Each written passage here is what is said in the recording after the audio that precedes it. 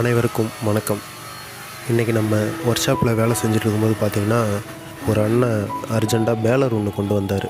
Field ஓடிக்கிட்டு இருக்கும்போதே bearing கட்டாகி விழுந்துருக்குதுங்க. அந்த பேரிங்கோட சாஃப்ட்டு பார்த்திங்கன்னா, பேலரில் ஒரு 3/4 இன்ச்சு தான் உள்ள த்ரெட்டு டைப்பில் போட்டு ஏற்றிருக்கிறாங்க. கரெக்டாக அந்த த்ரெட்டோட கட்டாயிட்டு விழுந்துருக்குதுங்க.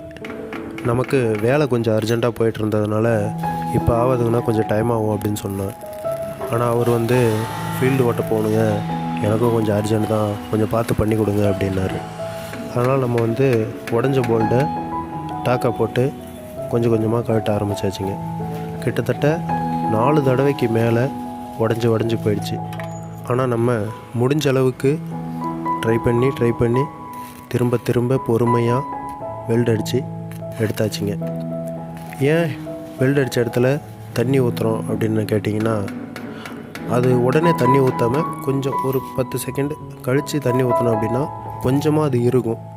உடனே தண்ணி ஊற்றுனீங்கன்னா ரொம்பவே ஹார்ட் ஆகிட்டு டக்குன்னு உடச்சிக்கும். கொஞ்சம் நேரம் கழித்து தண்ணி ஊற்றி கொஞ்சம் இறுக விட்டு கழட்டும் போது தானாக கழண்டு வந்துடுங்க. இப்படி தாங்க அந்த வேலையை செஞ்சு முடித்தோடனே கஸ்டமர் ரொம்ப திருப்தியாக போனாருங்க.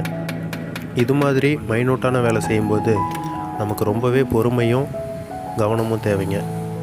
பொறுமையாக திரும்ப எத்தனை தடவை உடஞ்சாலும் மனசை தளர விடாமல் அதை ட்ரை பண்ணி எடுக்கணுங்க. கொஞ்சம் கவனமாகவும் இருக்கணும். ஏன்னா நம்ம டாக்கா போடும்போது பேலரோட சைடில் இருக்கிற பிளேட்டில் வெல்டு பிடிச்சிச்சு அப்படின்னா ரொம்பவே கஷ்டம்.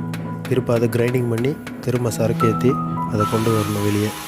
அதனால் ரொம்பவே கவனமாக சென்டராக பார்த்து வெல்டு அடித்து சரக்கு எடுக்கணுங்க. இது மாதிரி வெல்டிங் வேலைகள் சம்பந்தமான தகவல்களை தெரிஞ்சிக்க நம்ம சேனலை தொடர்ந்து ஃபாலோ பண்ணுங்கள்.